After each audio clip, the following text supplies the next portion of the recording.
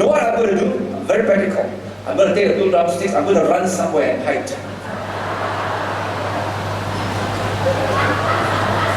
I'm going to enjoy my drumstick, finish, throw it.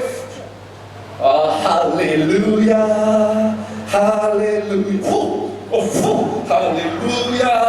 Now, I haven't eaten for 3 days. Do you think I'll be so generous, so compassionate, so loving and divine this 2 drumstick with 20 pastors? Nahi, no. 100 times no. Scenario change. I have 200 pieces of KFC. I add 5. I'm so satisfied. What am I going to do with 195? What am I going to do with 195?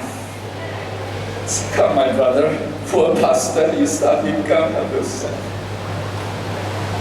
Now, not only I'm blessed, not only my needs are met, I am a blessing. That was the call of Abraham.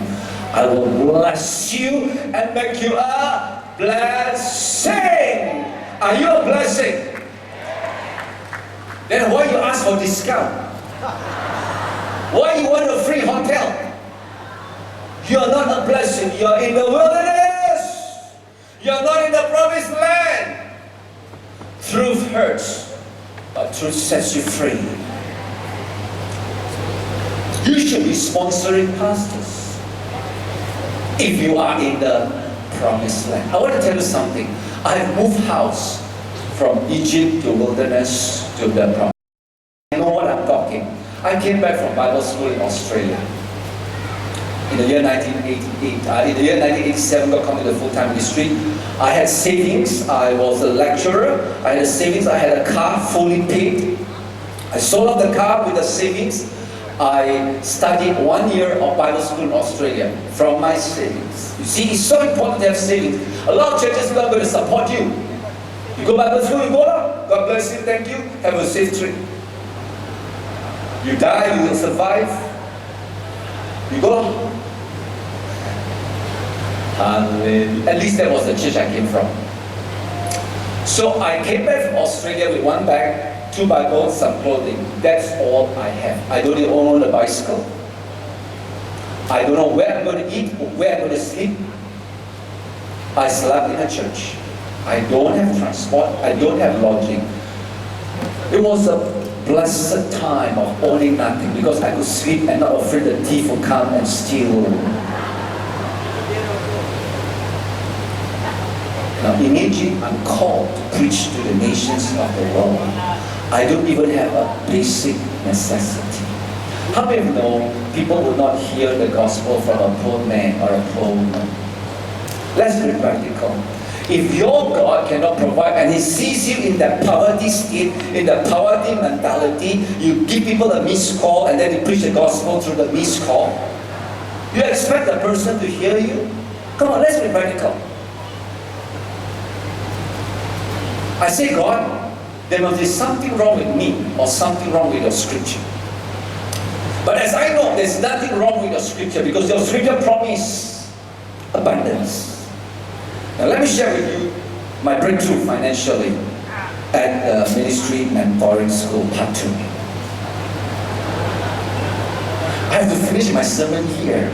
That one is Part 2. Okay, let's move on to verse 9. They have scattered, they have freely scattered their gifts to the poor. Now this is one translation, this is not a good translation. The New King James probably the best translation. Let's look at verse 9. See, He has dispersed abroad, He has given to the poor. Underline, God has given to the poor. Now if God has given to the poor, how can the poor be poor? If Jesus on the cross, He died, took our sin, how can we glad today Jesus took your sin? He not only took your sin, He took your sickness, He also took your poverty. Do you know poverty is a curse? Asking for discount for a conference like this is not a blessing. I'm rubbing in because for future conference. He has given to the poor. Everything everything Jesus has done on the cross is already done. You need to believe it, you need to appropriate it, you need to activate it. Okay, look at next scripture. That's what I'm coming at. Verse 10.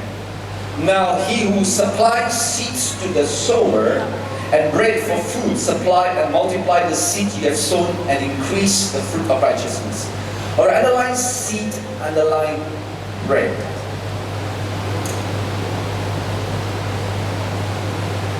He always gives seeds to the sower and bread for food. Supply and multiply the seeds. Let's look at one by one first. It's so rich. I can spend the next 2 hours. Let's look at the word seed. Now you probably know that money is a seed. Okay, let me show you. Make it more interesting. Where is my money? Oh, lots of money, man. Lots of money. I'm a rich man. Because let the poor say I am rich. I'm a rich man. I'm very rich. My Father in heaven is very rich. I'm a rich father and a generous father. Here is a Malaysian 100 ringgit note. How many wants this note? Don't put up your hand. Because I'm not going to give you. You know why? There will be 20 people and they'll be fighting to come and they will fall down running here on the way. So you have injured your ankle, your heel. That's not good just for 100 ringgit, alright? Do you know there was a stampede in Hong Kong and some people died because one crazy people throw in counterfeit money? You read the newspaper. Okay. Now this is a 100 ringgit note. Let's say you receive this.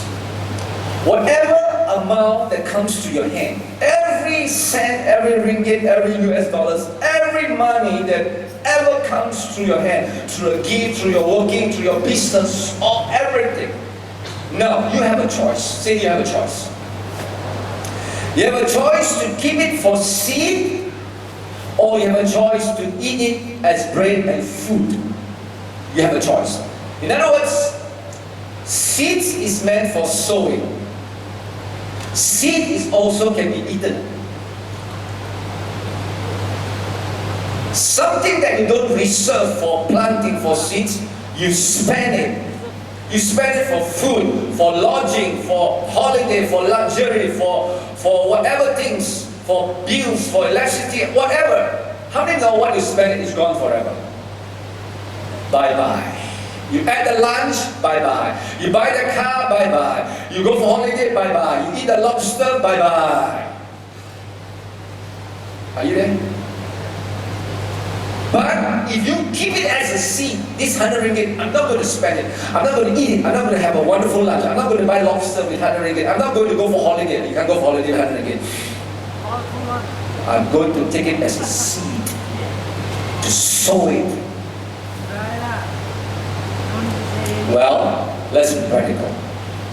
You need food. Some of you like going crazy without food for how many hours? And I see you so hungry as you line up and you take so much portion just for a meal. Now there's nothing wrong. I'm not criticizing you, but showing you we are so taken up with food. And the natural thing is we spend it everything. I've learned early in my Christian life, every 100 ringgit I receive, 10% tithes, 10% mission offering, 20%. In other words, that's my practice. Every time, those days, I changed my practice. 20% savings, 20% release as sowing the seeds, and you use 60% for bread, for car, for whatever you need. Alright, let's come back. Don't look at them, look at me. The scripture again. What you spend is gone forever. Everybody say, what you spend is gone forever. It's for your now, it's for your pleasure, it's for your needs. But if you keep it and you sow it, something supernatural happens. The Bible promises He will multiply. Say multiply. Multiply means increase. I have a coconut tree in my garden. I told you yesterday that there was the hornbill perch. This coconut tree came from one coconut seed. Somebody planted one coconut seed. And it grew to a coconut tree. I have harvested so many coconuts. Probably there are 50, 60 coconuts on the tree right now in my garden. But it started one seed. You know why you are not harvesting? You know why you don't have abundance? Because you eat all your seed. You eat all your seed. You got no seed to sow. Because you got no seeds to sow, you got no seeds, you don't have harvest. Simple! You heard it 1,000 times. The problem is you never practice and do what the Bible teaches. You still give $1. You still ask for discount. I might as well rub it in. If I don't rub it in now, who's going to rub it? Your pastor is too polite, too afraid to preach it because he's afraid to leave the church. That's even worse. At least one ringgit and one person is better than no ringgit and no person.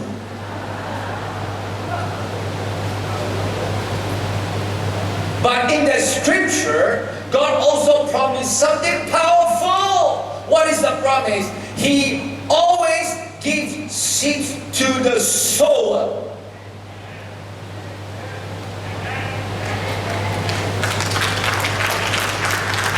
I say He promised. Am I right? Did I read the scripture correctly? Or my Bible is different from the Tamil Bible, the Pakistani Bible, the Myanmar Bible? Are you there? Sorry, I'm mentioning nations, not because of anything, alright? It's because of something they don't believe. Oh, sorry, never mind, let's go back. You see, you need to sow seeds so that you can multiply, so that you can have a harvest. Why is it you don't have a harvest? It's because you didn't sow. Remember, Andres Bonta was speaking yesterday. He gave a prophetic word that the soil is going to be blessed. There was no rain. The farmers believed the word. Some of them sow, get everything sown. The other don't believe. So at harvest time, who has the harvest? And sure, the rain came. The rain came was so heavy. For the next 2-3 weeks, the farmer couldn't sow. Guess what? Those who sow, reap. Those who didn't sow, watch me eat Kentucky Fried Chicken. Now, who can sow? Those living in Egypt, those living in the wilderness, or those living in the promised land? Tell me. You decide. Who can sow? Say it again, please. Say it again, please.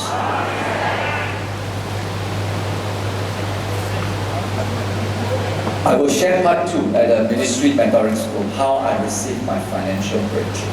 Let me close by giving you a testament. All that I share, I live by it. You can only share something with authority, with conviction, with power, with results when you live it. I'm not embarrassed or ashamed or apologetic to say I live what I preach. And you must live what you preach. Hello? Let me share with you. When we say breakthrough, how many wants to have a breakthrough in your finance? Wave your hand. You want a breakthrough in finance. You will love somebody write a 20,000 check and give it to you, 30,000 check and give it to you, 10,000 check and give it to you. How many would like that? I received 10,000 check, 20,000 check. You're so lucky, Pastor. God loves you so much. You show so much favor. What favor? The law applies on a level ground. Anybody sow, anybody will reap. Let me close. I wanted to buy my office lot, a property I bought for my office lot by cash. And I didn't want to take a bank loan. I just want to exercise my faith muscle for this property. I bought a house, and next door is my ministry office. So I have 2 units, and I decided not to take a bank loan for the ministry house. And I was going to trust God for the full amount to come in, so I don't need to take a bank loan. And I tell you why. Because a borrower is a servant to the lender. I say a borrower is a servant to the lender. And if you're a servant to the lender, to the bank, to the institution, you cannot be a servant of the Lord Jesus Christ. That's why you need to be financially free.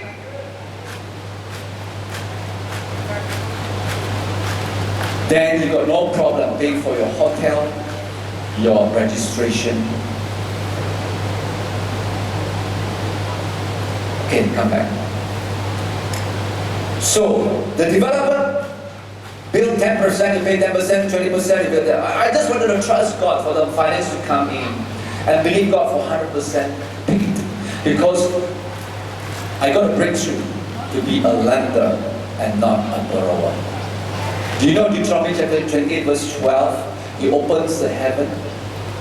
Pastor Chim took that scripture, but there's a last part that says, you shall lend to many nations and you shall not borrow. That was God's promise. Why was it written? For you or for me? Or is it just written to sound good? So if you are supposed to be a lender, why are you borrowing? Good question. Now, okay, let me qualify by saying this. All of us have different faith in finance. Some can believe God for 5,000, some for 50, some for 500,000, some for 10 million. So we all have different faith level. Don't judge, don't go according to somebody's level, go according to your level. If your faith can only believe for a bicycle, believe for a bicycle. Don't try to believe for a BMW. You will get a BMW, you get the wheel of a BMW. Understand? So, I wanted to believe God for the finance. And I had some money.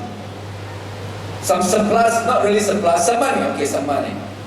I was so happy, through my travel, through my books, and through my ministry. I got some money. And I wanted to pay this amount for the office ministry that I was going to purchase, that I already purchased. I signed it by faith. My church SIBKL at the time, same time, also have a project, a building project. And Pastor Chi was challenging the people to sow into this building. And I was there in the meeting and I look at my wife. My wife is the most generous person I ever met. She gives and she gives and she gives. She gives everything away. If she would have given her husband away, she would have given it a long time ago. That's why she's so blessed. She's really generous and giving person. For me, I am wise. So I look at my wife, and my wife look at me, and we just knew that God was prompting our heart to sow a breakthrough seed. What is the breakthrough seed? A seed amount that you have never given before, far beyond your tithes and offering and all that you have ever given before. I believe in the New Testament you don't give tithes anymore. I repeat, Pastor Paul preaching heresy. I say in the New Testament you don't give tithes. In the Old Testament you give tithes, you pay tithes. In the New Testament you give more than 10%. Prove to me wrong. In the New Testament, you must give more than 10%. Every church, every ministry must tithe and give more than 10%. Okay, let's come back. I had a substantial amount, and I want to use this to pay off our own office property. And God was challenging us to sow it into SIB building fund. And God was challenging me. Do you want to build your own kingdom or do you want to build God's kingdom? How many of you know, like the widow in Zarephath in 1 Kings 17, when you have all the last meal, eat and die, it's very hard to give it away. When you yourself need the 2 Kentucky Fried Chicken, you're so hungry, it's very hard to give it away. How many understand what I'm talking? If you have 200 pieces of KFC, it's easy to give it away. So with this substantial amount that could pay off, God spoke to our heart to sow it as a seed. If we use it for our building, my old office building, it's gone forever. I mean, it pays for the building, but it will never multiply or increase or come back. I've eaten the seed. So now I have this seed, a substantial amount in my hand. I can decide to pay my office building, or I can sow it as a seed. Believe me, it's a tough decision. Just like the widow in Zarephath in 1 Kings 17, Elijah went to the widow and said, give me the bread. She was going to eat it with the sun and die. Do you know how terrible? There was starvation and famine. How difficult to give. Just like the 2 Kentucky that I have. If God asks me to give, I must really have 5 confirmation. I'm hungry, you know. I haven't been eating for 3 days. You want to give to these people? No. If he's my wife, if she's my wife or my son, I may consider share half. Anyway, so